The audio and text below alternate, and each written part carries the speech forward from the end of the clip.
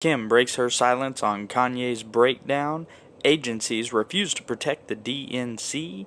Yet another death by BLM protests. AOC takes on Representative Yoho. And social media dictates which doctors you should hear. All that on this episode of The Johnny Ray Show.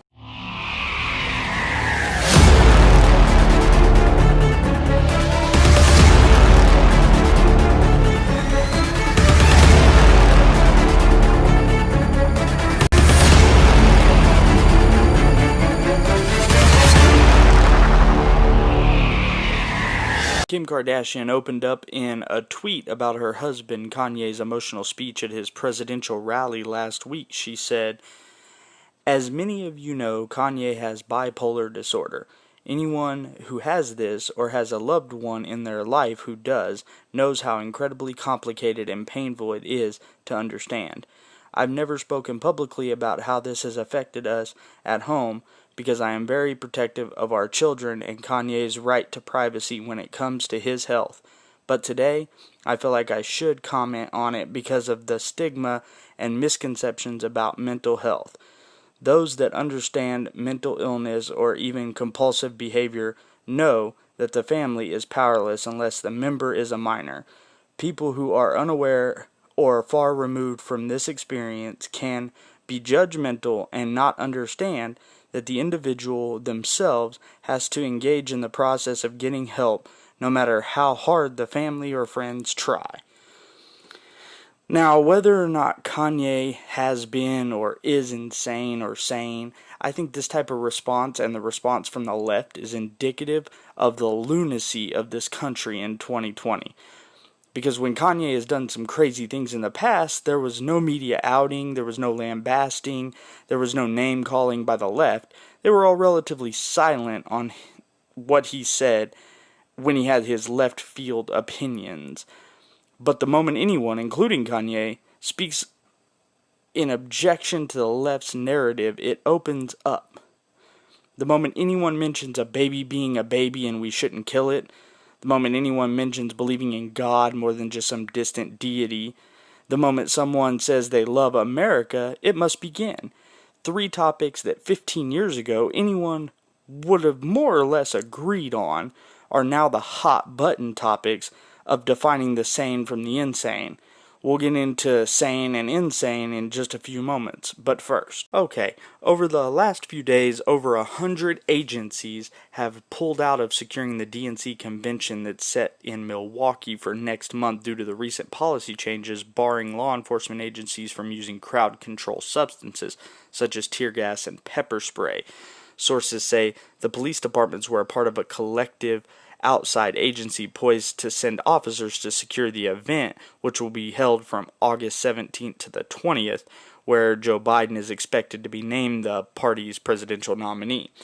The action comes after the Milwaukee Fire and Police Commission directed Milwaukee Police Chief Alfonso Morales to change department policy to restrict the use of tear gas and pepper spray. The Civilian Oversight Commission issued the directive last week in response to the use of tear gas on crowds during the protests that followed after George Floyd's death. The event has been scaled down to mostly a virtual event, but they're still saying that around 300 to 500 people are expected to attend in person.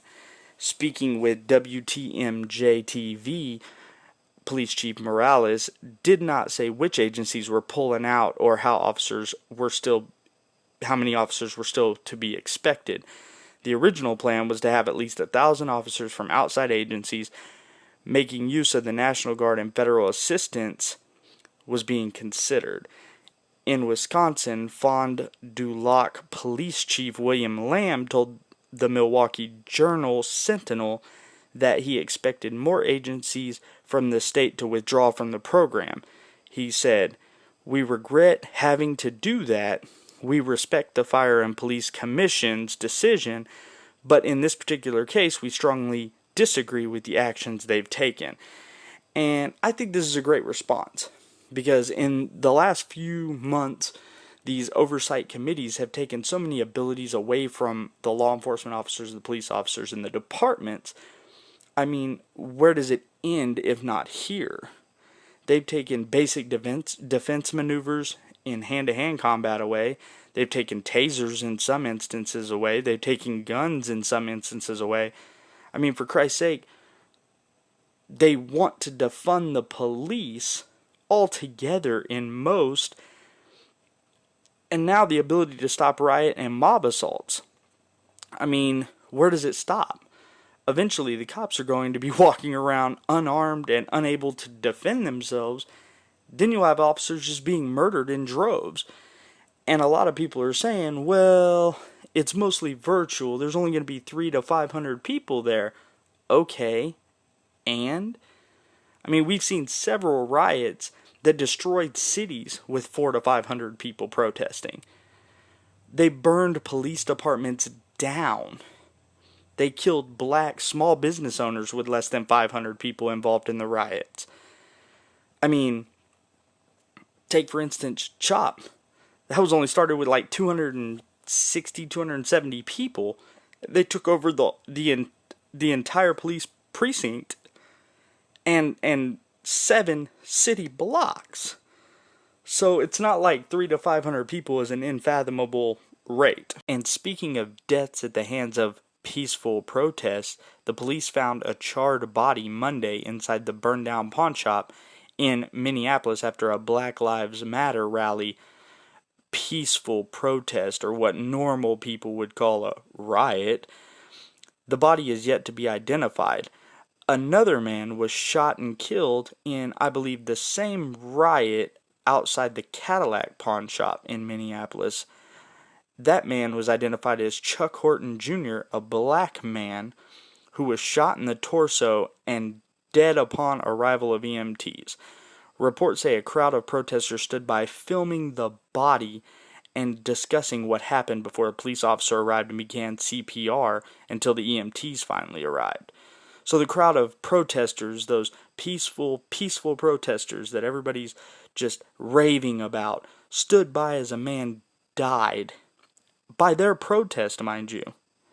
He died from the protest. He was killed during the protest. And instead of attempting to help, they streamed his death live on social media. Morally repugnant, just morally disgusting. It truly is. I say all that because those are stories you won't hear in the media. Barely any coverage. Yet over the last few days, the media has been all over a white man who was shot in Austin this past week at a Black Lives Matter rally. Garrett Foster, a 28-year-old veteran who was attending a BLM rally with his black quadriplegic fiancée, Whitney Mitchell. He attended the BLM rally with a AK-47 type assault rifle strapped to his back. He was quoted in a video with a local reporter earlier, and he had to say this: "They don't let us march in the streets anymore, so I got to practice some of our rights. I mean, if I use it against the cops, I'm dead. And I think all the people that hate us and want to say bleep S to us are too big of blank to stop and actually do anything about it." I'm a huge advocate for gun ownership. Anybody who knows me knows that. I'm a big Second Amendment. I have several guns. I'm always trying to educate people on their rights as far as gun ownership goes. But I will say, if I'm driving along and I see a crowd of protesters who, by the way, are the same type of protesters who, over the last few months, have been dragging car owners out of their vehicles and beating them nearly to death, if I see those and they're blocking my driving path, my maneuvering ability, and then one approaches me with an assault weapon attached to his back, strapped to his back, I'm defending myself. I mean, it literally takes a split second for someone to gain an advantage over someone, and I will not concede my safety or my family's safety. It's just not going to happen. Now, the car owner did call 911 and report that he had shot Mr. Foster, and he claimed that he was fired upon first. The police there in Austin had a little different account, said that it was not that he fired first and somebody else had fired toward his car as he drove away. He was detained until Sunday and then he was released. But nobody's talking about both sides here. All the left are screaming is how a man was killed. Yes, a man was killed. And would you had those same sentiments when the driver didn't access their constitutional right and were beaten nearly to death? No. The answer is no, you haven't. In fact, you championed the rioters who did those things. You cheered them on while they bludgeoned truck drivers and car owners for simply driving on the road, which is designed to drive on, not protest on. So, it's befuddling how the mainstream media of CNN, MSNBC, and all these can say that they want gun rights taken away from everybody, but they champion this guy who had an assault weapon strapped to his back like he was going to Iraq. It's crazy at the double standard. Two people who were utilizing their constitutional rights, one was doing it in a little bit of a fashion that probably brought on his ultimate demise. I mean, nobody has said you should go out here and strap down with assault rifles strapped to your back. Nobody has said that. People do that, yes. But this guy, he willingly put an assault rifle on his back, went to a rally of people who have a history of being violent and harassing people and assaulting people, and then everybody wonders why a person shot him. Probably because he is in a group of people who have a history of violence and assault on people for simply driving on the road. By the way, constitutionally, peaceful protests are allowed, yes, not on the road. That's illegal. So not only are these people criminals from the onset, but he has a gun strapped to his back. If I see that as a person, I would do the same thing. I can almost guarantee you that. I know a lot of people say, well, you don't know what you would do until you're in that scenario. You're right. Most of the time you don't. But I can tell you 9 times out of 10, 99.999997% of the time, I would have done the same thing. Because I have seen enough videos of people being drug out of their cars, beaten to death, beaten almost to death, thrown into buildings, stomped on their head, stabbed, beaten with lead pipes. I've seen enough of those videos that I am automatically going to assume that if a crowd of people surround my car and another person walks up to my vehicle, that's exactly what they're going to do. That's what I assume they are going to do. And these people always say, well, you shouldn't think that they're going to do that. But why wouldn't we? If every day that you walk out your door, I punch you in the face, don't you think that after a few times, you're going to assume that when you walk out your front door, you're going to get punched in the face? Spoiler, rhetorical question. Yes, you're going to assume that, because that's basic comprehension of reality. That's something that the left lacks a vast majority of. They are under the impression that these riots are quote-unquote peaceful protests. They're not. They're not peaceful. Some of them have been peaceful. You're absolutely right. But the ones that have been peaceful aren't the ones we're talking about. Every time we mention riots, you automatically associate that with, you conflate that with the peaceful protests. We have not, on the right hand side, we have not made mention of the peaceful ones that have had no issues. We are talking about the ones where police precincts are being set fire to, police cars are being flipped over on their tops and set on fire, people are getting shot, people are getting beat to death, people are getting dragged out of their cars for simply driving. That's the ones we're talking about. That's the ones that we are alluding to when we say these riots are killing people. There have been more black deaths in Black Lives Matter riots than there were all of 2019 unarmed black deaths. It's ridiculous. There's been so many, and the media never talks about those deaths.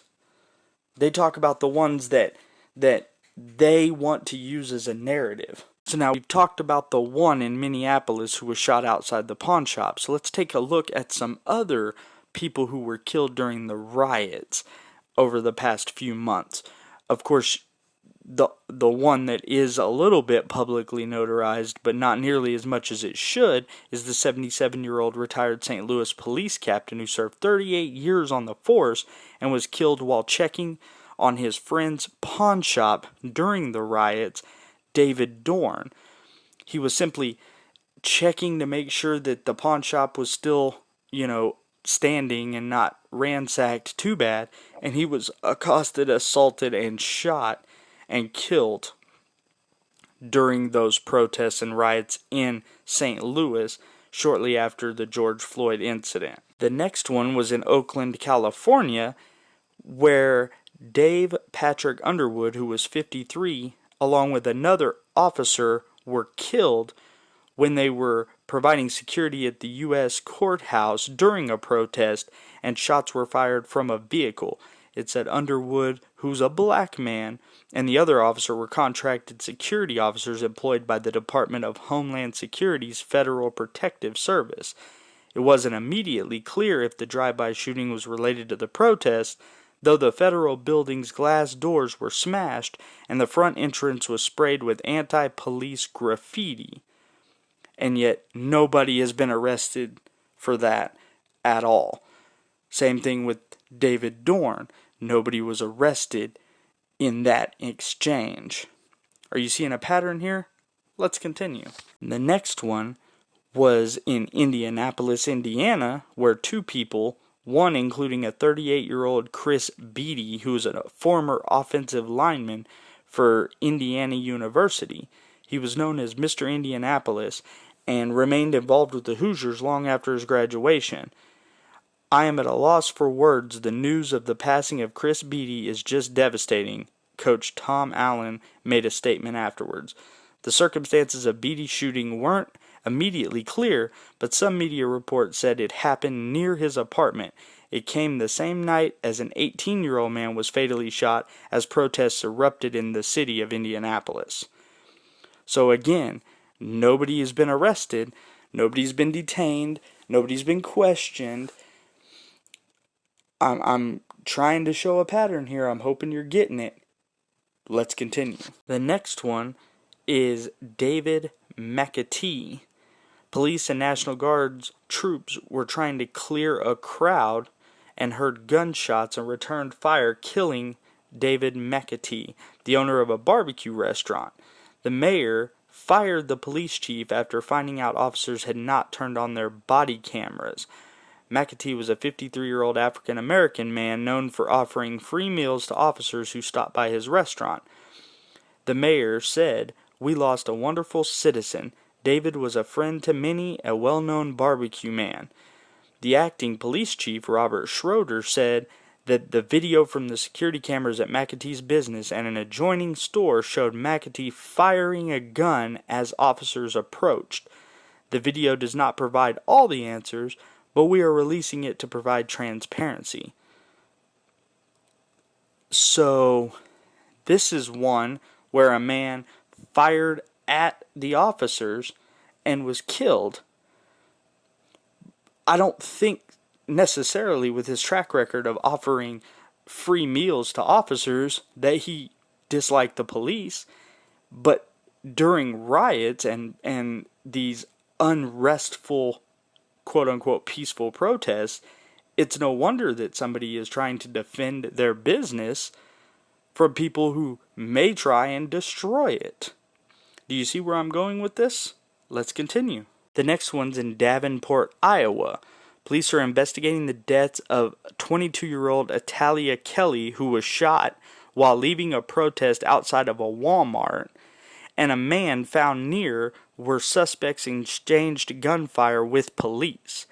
Kelly and a friend were getting in a vehicle to leave because a protest had turned unruly when she was struck in the back by a bullet. She was always smiling, always laughing. That's why it's so sad that she was taken in such a violent way, her grandmother said. That is not Italia. She was the bright, bubbly, big personality in the room. So this is an instance where a woman had common sense to say, okay, the peaceful part of the protest is done. It's starting to become a little bit out of control. I'm going to leave. And for her efforts, she got shot in the back by a person who was in the riot.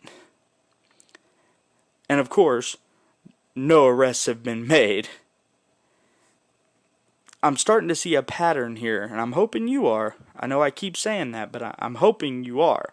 Let's continue to the next ones. We got a couple more. In Omaha, Nebraska, James Scurlock, a 22-year-old black man, was killed after authorities say he tussled with the owner of two downtown bars. Surveillance video of the strip of bars shows a clash among a group of people, including James Scurlock and Jake Garner, the white bar owner. Two people shove Garner to the ground and he fires shots in the air. Seconds later, Scurlock is seen jumping on Garner, who then fires the gun over his shoulder, striking Scurlock. Authorities have declined to press charges in the death, calling the shooting self-defense, but Garner could still face misdemeanor gun charges because his concealed carry permit for the gun had expired, said the police chief. So this is an instance where multiple people were assaulting at the same time, mind you, this bar owner, and he fired his gun in self-defense, and you could watch the video. Obviously, I can't play it over audio because you wouldn't know what's going on, but go watch the video. I've watched this video a few times now, and you can see he fires the first shot, and it's kind of like a warning shot, kind of, hey, get back, you don't want to do this here.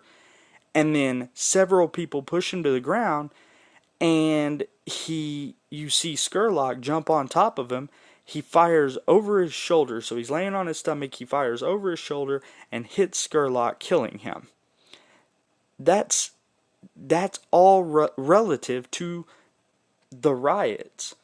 Because if they weren't rioting and they weren't tearing up the cities and burning down buildings, they wouldn't have been in there jumping this white bar owner. Again, it's a pattern. In Detroit, Michigan, a 21-year-old man who was unidentified at the time was shot while sitting in his car with two other people during a protest. According to the police report, the man was sitting in the driver's seat of a car in a parking lot with two others when someone opened fire and then ran away. Of course, no arrests have been made in that either. So, this is another person killed as a result of protests and riots going on all across the country. In Chicago, 2 people were killed during the unrest in the suburb of Cicero. According to a town official, a spokesman, Ray Hanania, did not provide details about those who were killed, but said it happened during the protests. Okay, so if you're looking at all of those, they all have a few things in common. One, they were all shot. They were all shot and killed. 2, They were all shot and killed during these riots that have been going on ever since George Floyd was killed in Minneapolis. All of these are a result of the riots and protests that are being called peaceful but are not turning out to be as peaceful as you would think. So, what can we do to stop this? Well, a couple of things. A, stop rioting. Stop tearing up cities because you're unhappy with something. That is the reaction of a 5-year-old. My 8-year-old daughter tears up something when she's upset about something I tell her to do or don't do. Grown adults, grown men and women should be able to sit down and civilly come to some sort of arrangement to fix a problem. They shouldn't immediately go out and start burning down buildings, taking over cities, flipping over cars, assaulting and bludgeoning and killing people because they are upset with how things are in a particular place. I'm not saying that we have a perfect police force. I'm not saying we have a perfect country. I'm not saying we have perfect anything. But what we do have is morals. Well, I should say what we did have are morals. Now, it is a race to see who can cause the most damage and cause the most ruckus, and that's who gets what they want. We are teaching the future generations, our children, that if you don't like the outcome of something, all you have to do is throw a temper tantrum, tear something up, and you'll get what you want. And that's not how we should be raising our children. That's not how we should be teaching the future generations to go about it. So, what we should do as a whole is to stop, take a step back, and say, is this how an adult would handle this situation? And I guarantee you, 9 times out of 10, these rioters and these protesters, these are the ones that have grown up getting participation trophies and being told that they deserve something. You don't deserve anything in America. You don't. The only thing that you are deserved in America is what's outlined by our God-given rights, the inalienable rights that are given to us by the Constitution. And on to more leftist lunacy, AOC and Ted Yoho had some crosswords over the last few days. Last week, Republican Florida Senator Ted Yoho had an encounter with Congresswoman Alexandria Ocasio-Cortez, where she claims he called her a few choice words, including an effing B. Yoho went on record apologizing for the things he had said, but the left obviously doesn't care about apologies so long as it's the right apologizing. AOC then went on a lengthy rant replying to the senator's apology. Here, take a listen. About 2 days ago, I was walking up the steps of the Capitol when Representative Yoho suddenly turned a corner, and he was accompanied by Representative Roger Williams, and accosted me on the steps right here in front of our nation's Capitol. I was minding my own business, walking up the steps, and Representative Yoho put his finger in my face. He called me disgusting. He called me crazy. He called me out of my mind. And he called me dangerous. And then he took a few more steps, and after I had recognized his comments as rude, he walked away and said, "I'm rude. You're calling me rude." I took a few steps ahead, and I walked inside and cast my vote. I walked back out, and there were reporters in the front of the Capitol. And in front of reporters, Representative Yoho called me, and I quote, "a fucking bitch." These are the words that Representative Yoho levied against a congresswoman. The congresswoman that not only represents New York's 14th congressional district, but every congresswoman and every woman in this country. Because all of us have had to deal with this in some form, some way, some shape, at some point in our lives. And I want to be clear that Representative Yoho's comments were not deeply hurtful or piercing to me. Hold on. I'm going to stop it right there for just a second. Does anyone else find it strange that she's like 3 minutes into a 10-minute rant about how his words were bad, so mean, so bad, yet she admits in under 3 minutes that his words weren't deeply piercing or hurtful? Anybody? Anybody? No? No? All right, let's continue. Because I have worked a working class job. I have waited tables in restaurants. I have ridden the subway. I have walked the streets in New York City. And this kind of language is not new. I have encountered words uttered by Mr. Yoho and men uttering the same words as Mr. Yoho while I was being harassed in restaurants. I have tossed men out of bars that have used language like Mr. Yoho's. And I have encountered this type of harassment riding the subway in New York City. This is not new. And that is the problem. Mr. Yoho was not alone. He was walking shoulder to shoulder with Representative Roger Williams. Because not only have I been spoken to disrespectfully, particularly by members of the Republican Party and elected officials in the Republican Party, not just here, but the President of the United States last year told me to go home to another country, with the implication that I don't even belong in America. The governor of Florida, Governor DeSantis, before I even was sworn in, called me a whatever that is. Dehumanizing language is not new. And what we are seeing is that incidents like these are happening in a pattern. This is a pattern of an attitude towards women and dehumanization of others. I honestly thought that I was just going to pack it up and go home. It's just another day, right?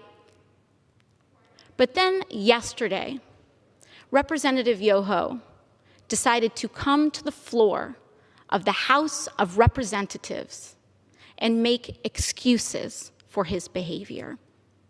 And that I could not let go. I could not allow my nieces, I could not allow the little girls that I go home to, I could not allow victims of verbal abuse and worse to see that excuse, and to see our Congress accept it as legitimate and accept it as an apology, and to accept silence as a form of acceptance. This entire rant was nothing more than victimization. It's pulling the victim card in epic proportions. She basically says that women are oppressed and looked at as unequal. She went on to tell how outrageous, how egregious it is that the senator used his time on the floor to quote unquote make excuses while using her time on the floor to complain. I mean, my curiosity is if he said it, which I've not seen anything showing this. I haven't seen any news reports on it other than articles claiming that he said it. I want to know where the lie is. I mean, truly, where is the lie in AOC being disgusting, AOC being dangerous and out of her mind? I mean, this is the woman who equivalated the ICE detention centers with concentration camps. This is the woman who advocates for completely open borders. I just want to make this perfectly clear. AOC, I doubt you're listening, but I hope somebody who is around you does hear this, because my question is, when was the last time that America had open borders?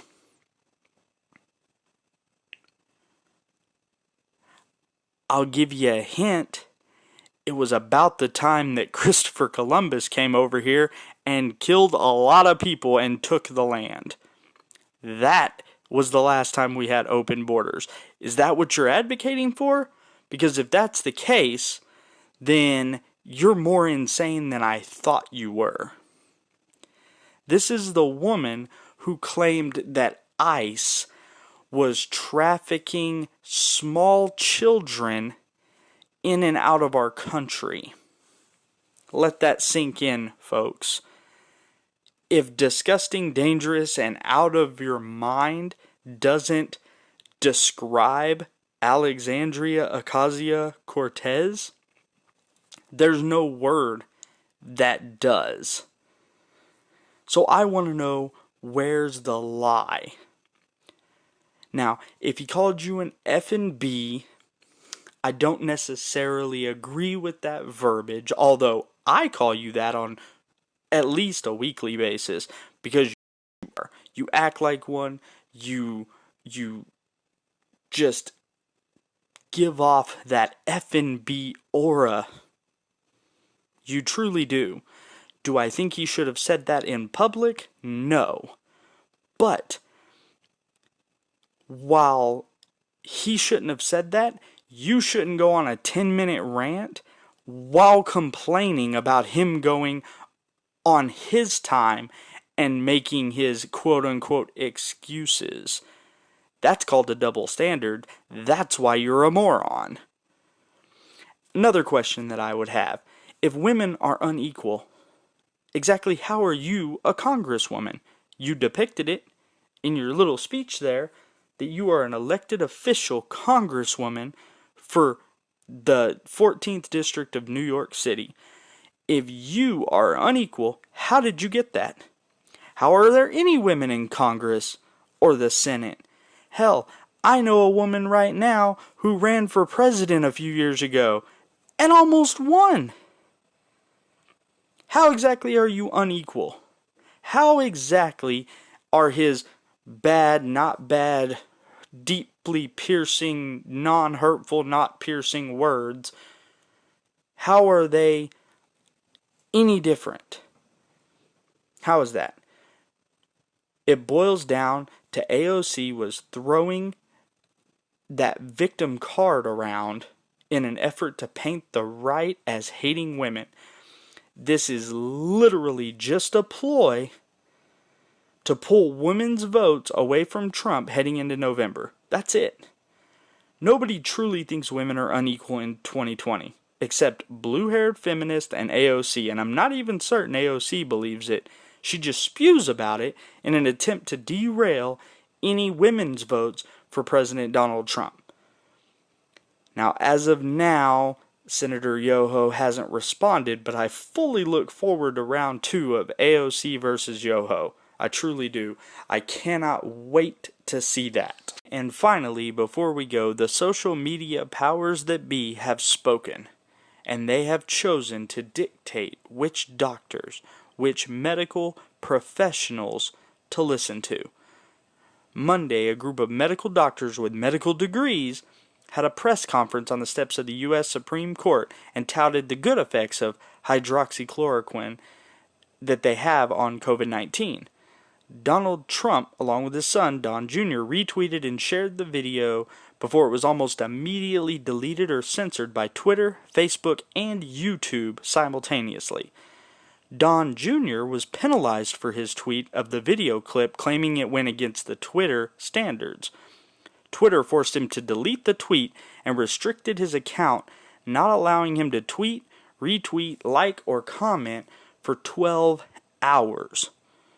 So social media is now dictating what's medically sound and what's not. It's crazy, because medically and scientifically it's been proven thousands of times that life begins at conception. But Twitter allows pro-choicers to actively and abundantly tweet and post about how babies should be murdered at any time whenever the mother wants. They allow the great and wonderful Dr. Fauci to continuously claim that masks are a necessity when it's medically proven they don't have much more of an advantage over non-mask users. Or that he made himself told us 4 months ago not to even buy them or use them at all. He literally told us that. He said, do not go out and buy them. Social media is leading the charge against the First Amendment. They've been doing it for years now, and lately they've ramped it up. They are shadow banning conservatives. They are censoring anything right of the left. They are bullying anyone who speaks out against the narrative of the left. That's why this election is probably the biggest election of our lifetime. If we concede control of our rights to the leftist mob, we will not be America in a year. I guarantee you it. I'm calling it right now. The silent majority needs to stand up against the left and stop being silent.